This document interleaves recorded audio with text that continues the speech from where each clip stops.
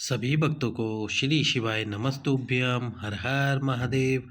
ओम नमः शिवाय, जय महाकाल शिवाय नमः ओम। तो आज हम आपको बताने वाले हैं सोमवार की अष्टमी के ही कुछ और उपाय। कोई भी काम ना हो, कैसी भी काम ना हो, जड़ बांधने वाला दिन और व्रत शुरू करने वाला ये विशेष दिन है।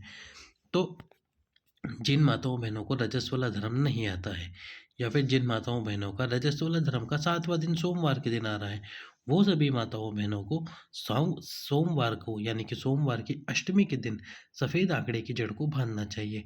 सफ़ेद आंकड़े की जड़ का उपाय जो गुरुजी ने अपनी कथा में कई बार बताया, जिसमें गुरुजी ने ये भी कहा कि जिन माताओं बहनों का रजस्वला धर्म बंद हो गया, कभी कभी ऐसा होता है कि माताओं का रजस्वला धर्म जल्दी बंद हो जाता है या रुक रुक के आता है, तो उस समय पर भी यदि आपका रजस्वला धर्म नहीं आता और सोमवार की अष्टमी आ गई है 9 दिसंबर के दिन, तो आप इस दिन भी उस जड़ को बांध सकते हैं। क्योंकि सोमवार की अष्टमी ये विशेष भी है, सोमवार की अष्टमी भी है, शुक्ल पक्ष का महीना भी शुक्ल पक्ष भी चल रहा है, क्योंकि अभी अमावस्या गई थी, अब शुक्ल पक्ष चल रहा है, उजाला पखवाड़ा भी है। तो आप ज़रूर से ज़रूर सफ़ेद आंकड़े की जड़ को आज लेकर आ जाएं और कल सुबह मंदिर में जाकर भगवान शंकर के शिवलिंग पे से 21 बार तुमरुकेश्वर महादेव का नाम लेते हुए जड़ को घुमा लो। फिर आप उस जड़ को लाल कपड़े में लपेटकर लाल धागे में माताएं बहनें अपनी कमर में बांध लें। इसके बाद में एक पीपल का पत्ता शिवलिंग पे समर्पित करें अवधूतेश्वर महादेव के नाम से, और इस पीपल के पत्ते को गाय के दूध में उबाल लीजिए। गाय के दूध में उबालने के बाद पीपल के पत्ते को निकाल कर या तो उसी दिन या अगले दिन आप किसी भी वृक्ष के नीचे रख सकते हैं, और इसके बाद में उस दूध को पति और पत्नी दोनों पिए तुमरुका जी का नाम लेकर। इस जड़ को आप कम से कम 3 महीने जरूर बांध के रखें, और ये पीपल के पत्ते वाला उपाय 1 महीने तो अवश्य ही करें। जरूर से जरूर इस दिन जड़ बांधिए, आपको निश्चित रूप से वंश की वृद्धि होगी, संतान की प्राप्ति होगी। पुत्र प्राप्ति के लिए भी आप ये उपाय ज़रूर से ज़रूर करें। दूसरा उपाय, पर उससे पहले वीडियो को लाइक करके चैनल को सब्सक्राइब करके वीडियो को अधिक से अधिक लोगों के पास शेयर कर दो। तो दूसरा जो उपाय है वो इस प्रकार से है।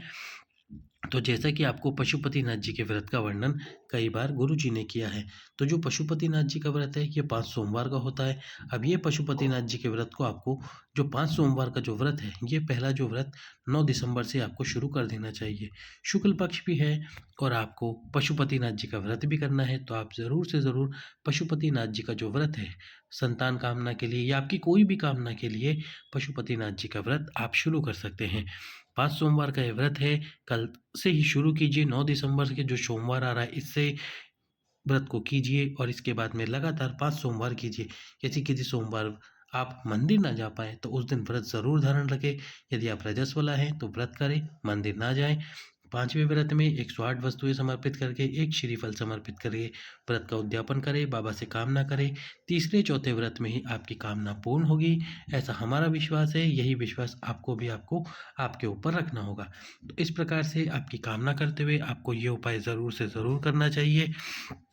पशुपति व्रत ज़रूर करना चाहिए। पूजा कैसे करनी है, सारी जानकारी आपको हमारे चैनल पे मिल जाएगी। हमने कई वीडियो अपलोड कर रखे हैं पशुपति व्रत से संबंधित। पशुपति व्रत 5 सोमवार का व्रत, सोमवार के दिन पूजा करो, शाम को 6 दीपक और प्रसाद लेकर जाओ शिव मंदिर में। प्रसाद के 3 हिस्से, 5 दीपक प्रज्वलित करो, 1 दीपक घर लेके आओ, प्रवेश करने से पहले 6वें दीपक को प्रज्वलित करो। इस प्रकार से पशुपतिनाथ जी का व्रत आपको कर लेना चाहिए। अब इस वीडियो का तीसरा जो उपाय है वो है 2 कलश जल वाला उपाय। 2 कलश जल आपको लेने हैं सोमवार अष्टमी के दिन। दक्षिण दिशा में खड़े हो जाना है, भगवान शंकर के मंदिर में जाकर उत्तर की तरफ मुख रखना है। दोनों कलश में थोड़ा थोड़ा सा लाल चंदन डाल लीजिए और एक एक अक्षत का दाना डालते समय आपको आपकी कामना बोलनी है। आपकी कामना बोलकर अक्षत का दाना डाल दीजिए, और ये दोनों कलश एक साथ अपने हाथ में पकड़कर तुमरुकेश्वर महादेव और कृष्णेश्वर महादेव, कौन कौन से महादेव? तुमरुकेश्वर महादेव। कौन कौन से महादेव? तुमरुकेश्वर महादेव और कृष्णेश्वर महादेव। तुमरुकेश्वर महादेव और कृष्णेश्वर महादेव के नाम से कीजिए ये उपाय। बाबा की कृपा आपके ऊपर ज़रूर होगी। संतान कामना के लिए एक बार ये उपाय भी ज़रूर करें। क्या डालना है आपको कलश में? लाल चंदन और एक अक्षत का दाना, यानी कि चावल का दाना।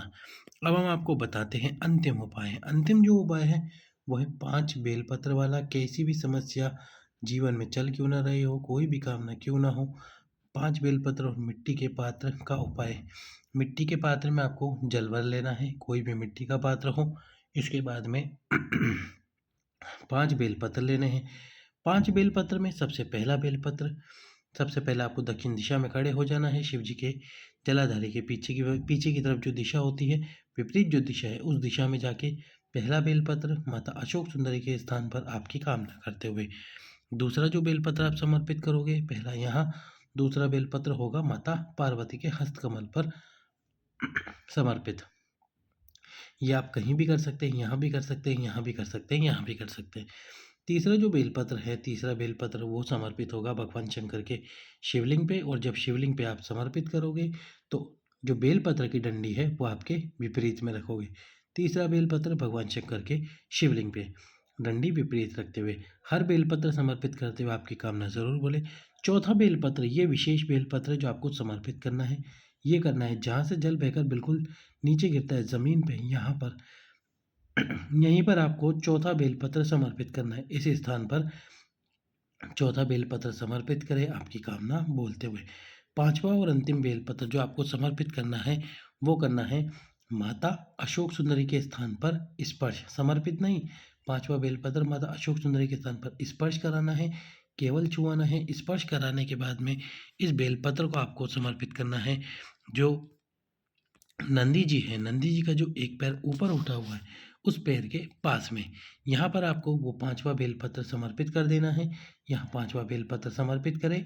इसके बाद में आपको जो मिट्टी के पात्र में आपके पास में जल है, उस जल को भगवान शंकर के शिव